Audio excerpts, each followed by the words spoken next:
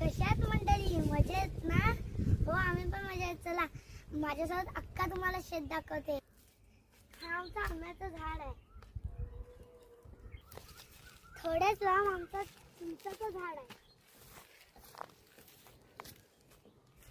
हा आमचा माकड आहे. चला आता तुम्हाला आमच्या आजोबांची वाडी दाखवते. ही आहे आमच्या आजोबांची वाडी.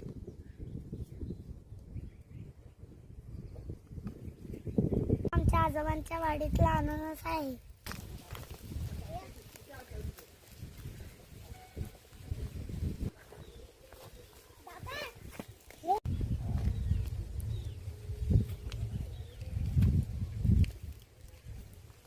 आमच्या आजोबांच्या वाडीतल्या केली आहे.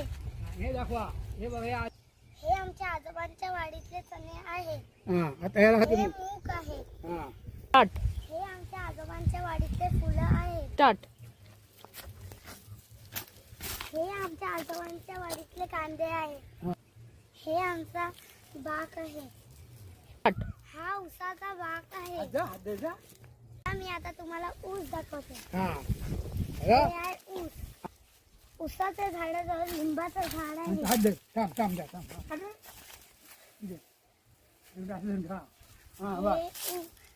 लिंबू आहे. चला आता घे चल बोल चू.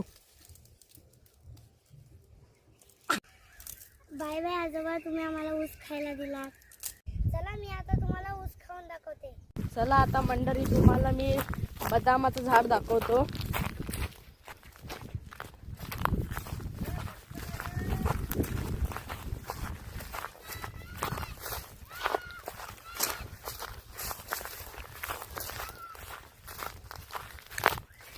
बघा हा आमचा बदामाचं झाड आहे. का आमची जे लहान पोरं आहेत ती मस्ती करतायत तेव्हा ऊसाचा रस पितायत.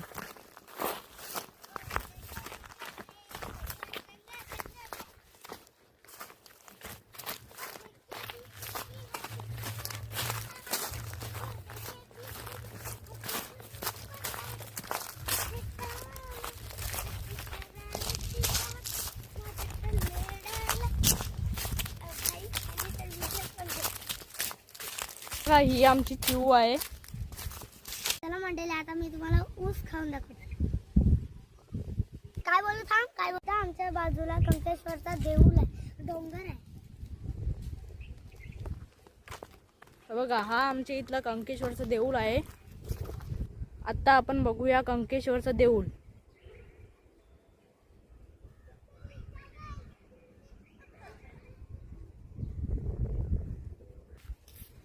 हाय गाईज, आपण ज्यूस खात आहोत. हॅलो गाईज, मी आता ऊस खात आहे. दादा झाडावर चढत आहे सेम टू सेम माकडासारखं. दादा झाडावर चढत आहे सेम टू सेम माकडासारखं. पकडायला आलाय तर बघा मारते आम्हाला. बघा दादा मारायला येते तर बघा मारते बघा कसं मारते बघा. दादा मी पण आलो.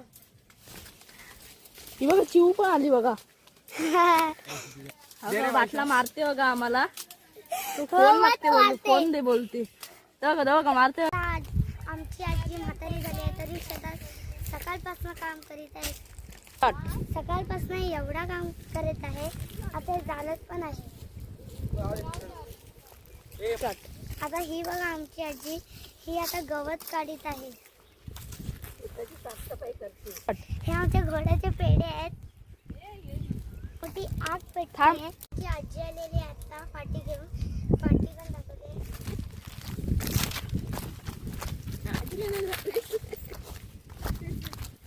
एवढी पाठी आहेत आणि ही तर आग पेटवले. आणि ती माझी आई आहे. ही बघा ही माझी आई आहे. झाडू काढते. अजून एक आग पेटली. ही अजून एक आग पेटलेली आहे. चला आता आम्ही घरी चाललोय.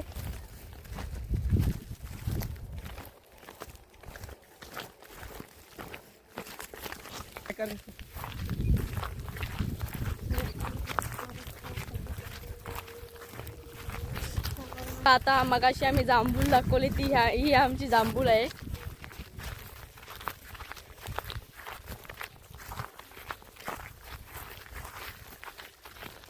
आमचं जवळचं देऊळ आहे. सगळ्यात जवळचं देऊळ म्हणजे जवळून दिसत आहे. थोडं आम्ही जवळ जातो. हा बघा हा आमचा शंकराचं देऊळ आहे. हा बघा हा आमचा देऊळ आहे. खूप जुना आहे. त्याच्या बाजूला एक विहीर आहे.